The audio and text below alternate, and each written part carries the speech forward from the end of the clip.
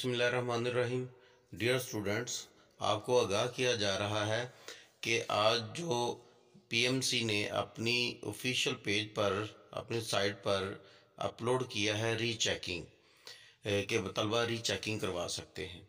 इसमें आप का जो एमडी कैट टेस्ट हुआ है उसको आप रीचेक करवा सकते हैं। उस रीचेक में अगर आपके फ़र्ज़ करें नंबर बढ़ते हैं तो बढ़ा भी दिए जाएंगे, लेकिन इसका फ़ायदा क्या होगा आपको हम थोड़ा सा उस पे के हवाले से आपको बता देते हैं। जब आप रीचेकिंग करवाने के लिए जाएंगे उसके लिए आपने ज़ाहिर है कि अप्लाई भी करना है। आप जब अप्लाई करेंगे तो उसके बाद आपको बुलाया भी जाएगा, चेक करवाया जाएगा। लेकिन उसमें होगा क्या, उसमें जो आपको कार्बन पेपर तो आपको दिया नहीं गया था, आपने ऑनलाइन किया है। अब आपको 100 के 100 200 इतने सवाल बच्चों को कैसे याद रह सकते हैं, और फिर हर सब्जेक्ट के मुख्तलिफ सवालात हैं वो कैसे याद रह सकते हैं।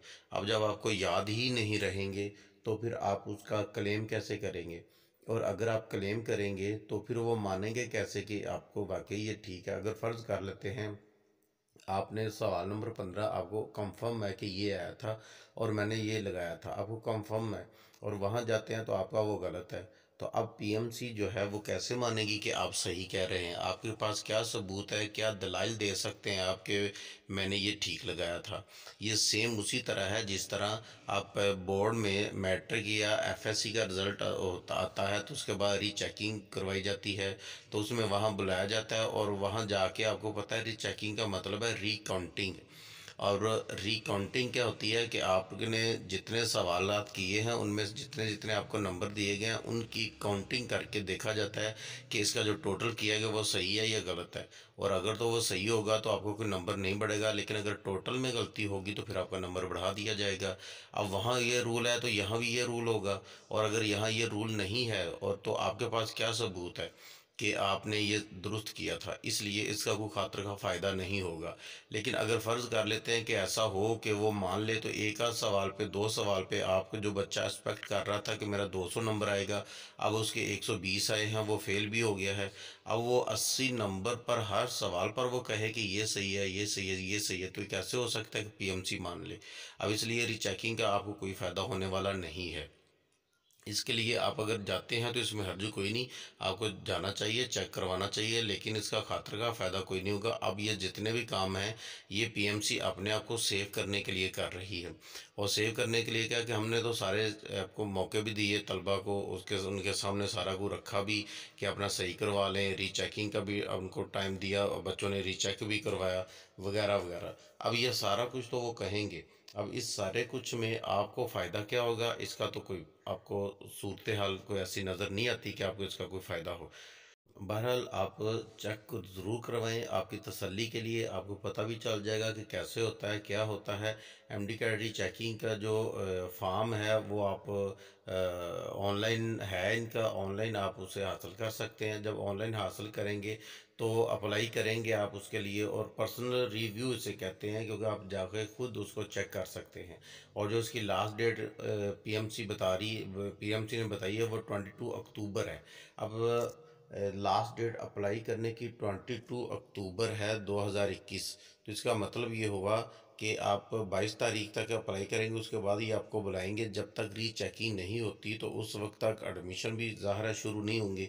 मैंने आपको यही अक्सर ये वीडियो बनाने का जो असल मकसद था वो यही था कि आपको इसका फ़ायदा होने वाला नहीं है। जिस बच्चे के 200 आने वाले थे उसके अगर 120 125 आए हैं तो उसको क्या फ़ायदा होगा? आप खुद सोचें। अगर आपके नंबर आप एक्सपेक्ट कर रहे थे कि 200 के करीब आएंगे, अब आप उसमें 140 ले गए हैं, पास हो गए बस, और क्या है? अब 60 नंबर जो है उसका क्या ऐसा होगा कि पीएमसी मानेगी कि हमने गलत किया है? और ऐसे 1 2 3 10 50 बच्चे नहीं, सैकड़ों ऐसे बच्चे हैं जिनके साथ ऐसा हुआ है। अब पीएमसी एक को करेगी, दो को, 10 को, सैकड़ों को कैसे करेगी? और अगर उन सब का कर दे तो फिर तो बेईमान साबित हो जाएगी। और सेम उसी तरह कि जिस तरह इन्होंने पहले कहा था कि हमारे सिस्टम में कोई ख़राबी नहीं है, तो अब अगर ये ख़राबी निकल आई तो सारे बच्चों को उन्होंने दुरुस्त कर दिया, तो ख़राबी तो वो, इसका मतलब पहले वो झूठ बोल रहे थे। अब इसलिए वो नहीं मानेंगे। और इतनी तादाद में, इतनी बड़ी तादाद में बच्चों का ये जो होगा, वो जो आप रीचेक करेंगे नंबर बढ़ेंगे तो ऐसे नहीं बढ़ेंगे। और दूसरा उनके पास ये भी एक है कि हमने पहले नंबर बढ़ा दिए हैं, पोस्ट एनालिसिस करवाया है, और उस पोस्ट एनालिसिस के बाद हमने सारे बच्चों के नंबर बढ़ा दिए हैं। इसलिए उनके पास ये भी एक पॉइंट है, और जब कोई बात भी होगी तो वो आप इससे वो कहते हैं ना कि मक्खन में बाल की तरह निकल जाएंगे। और दूसरा जो हायरिंग हो रही है, मैंने आपको पहले भी कहा था कि इसमें अब कोई खातर का फ़ायदा नहीं है। जितनी बात लंबी हो चुकी है, अब इसका कोई रिज़ल्ट निकलता नज़र नहीं आता। अब केस होना है, अच्छी बात हो, अल्लाह करे कि कल को रिकंडक्ट भी हो जाए, लेकिन इतनी देर रिकंडक्ट होगा तो कैसे होगा? इतनी देर होगी है, आगे दाखिले होने हैं, और उन्हीं पीएमसी की वजह से सारा कुछ रुका हुआ था, रिज़ल्ट रुके हुए थे। अब रिज़ल्ट आ गए हैं, यूनिवर्सिटियों ने एडमिशन ओपन कर दिए हैं। एमबीबीएस में जो बच्चे नहीं जा सके या जिनका मेरिट बनता नज़र नहीं आएगा, वो बीएस वगैरह में इनरोल हो जाएंगे, किसी यूनिवर्सिटी में इनरोल हो जाएंगे, तो सारा मामला आसा सा दरम बरम हो जाएगा। ये लेट करने का असल मकसद भी पीएमसी का या उनका यही था। तो इसलिए आप इस अब निकल आए इस वहम से कि रिकंडक्ट होगा। दूसरी रही बात कि अगर आपका मेरिट बन रहा है तो आप वेट करें, इंशाल्लाह जल्द ही दाखिले शुरू हो जाएंगे। आप अप्लाई करें तो अल्लाह करेगा इंशाल्लाह आपका मेरिट बन जाएगा। और अगर नहीं भी बन रहा तो आप उसके लिए अपना कोई लाहे अमल आगे तैयार कर लें।